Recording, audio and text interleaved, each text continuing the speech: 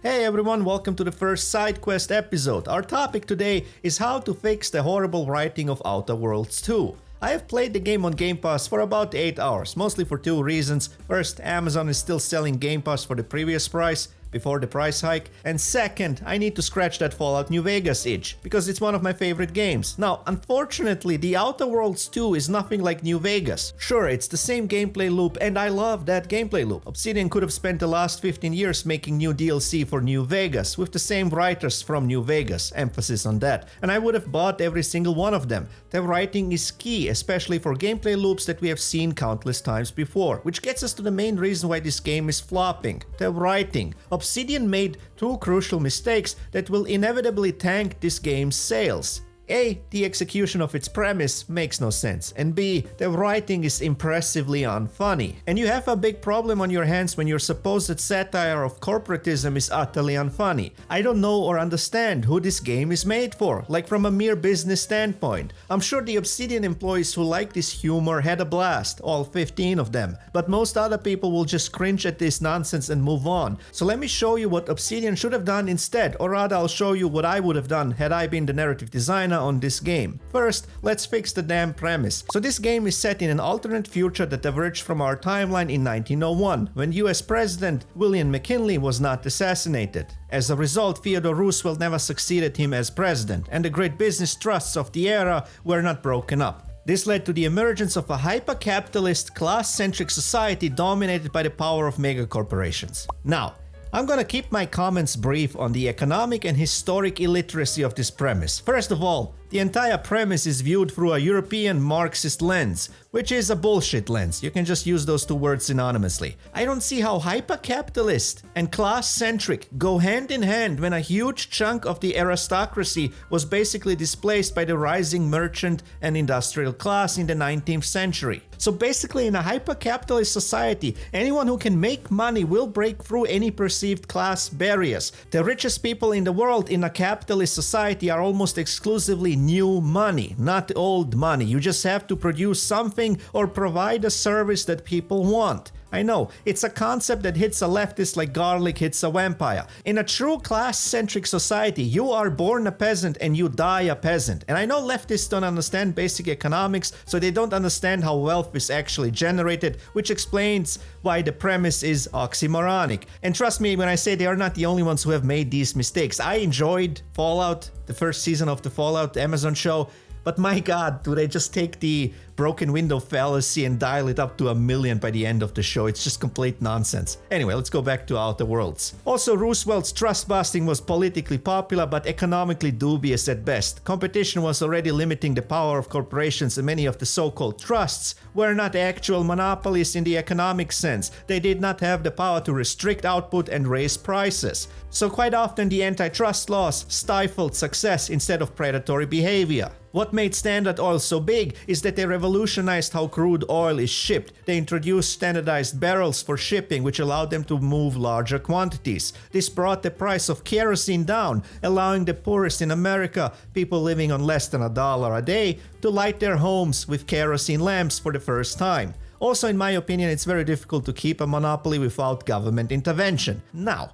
we have only talked about the premise of the game so far. This franchise was dead on arrival because nothing in it makes sense. And for your satire to be good, you kinda have to understand what you're satirizing. And by the way, as a side note, I hate corporatism and corporate culture. I'm a libertarian creative type. I had corporate office jobs, but I also worked as an automation technician on construction sites. For example, at a BMW facility in Leipzig. And I'll take the construction sites anytime over the corporate environment, which was always soul-crushing to me. Even if the work on construction sites was tough, you were at least surrounded by people who knew how to have fun.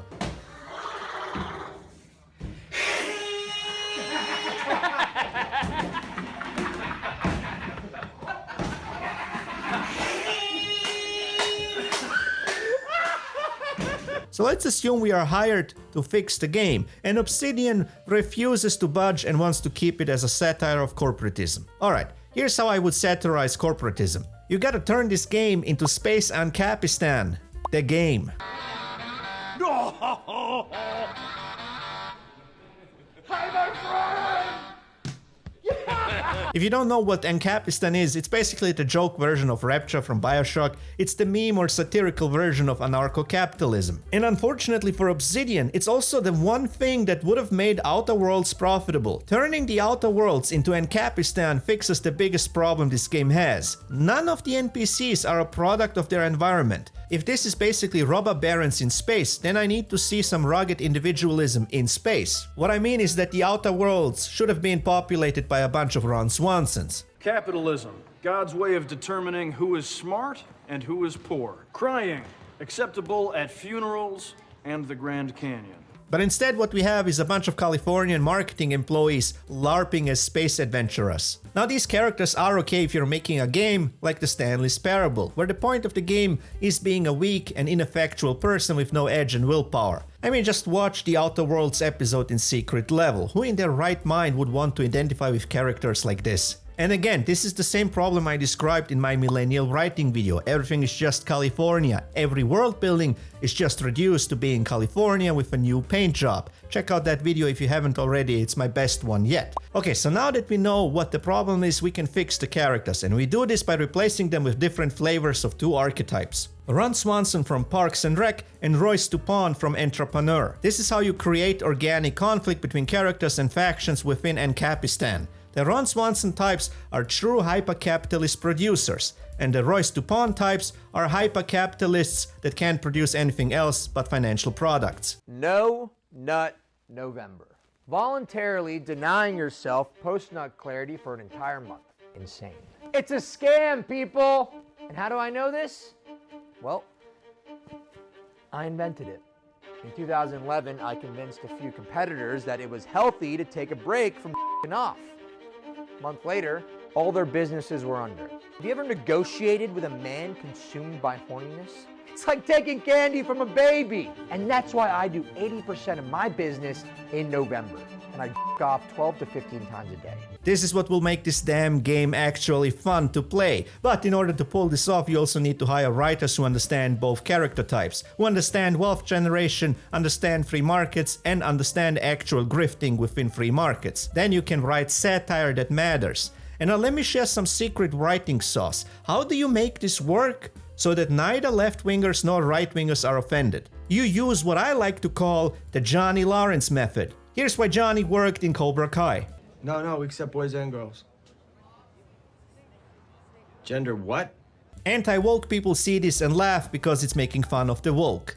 Woke, and mostly young people on the other hand, see this and laugh because they think it's making fun of Johnny for being a boomer who doesn't understand that there are now over 800 genders. And then as a writer, or in this case developer, you do this little thing that everyone has big troubles doing these days. You keep your mouth shut. Don't take sides, and then you watch as the money comes in on your way to the bank. See how it's done, Obsidian? I just fixed your unfunny California slop. The fact that Outer Worlds doesn't have a single NPC like Ron Swanson or Royce Dupont is a testament to how incompetent and unfunny the writing is. This game will only be remembered for how quickly forgotten it was. When I play the Outer Worlds, I wanna meet the most insane capitalist daredevils imaginable. Like a character who kills himself so he can ask Carnegie for business advice before you bring him back. Who are my mentors? Carnegie, Rockefeller, the Wright brothers. But Royce, those guys are dead. You can't get advice from them. Or can I? Clear! One more time! Clear! No! Deep breaths. We got you. Mr. DuPont. Lee Harvey Oswald didn't do it.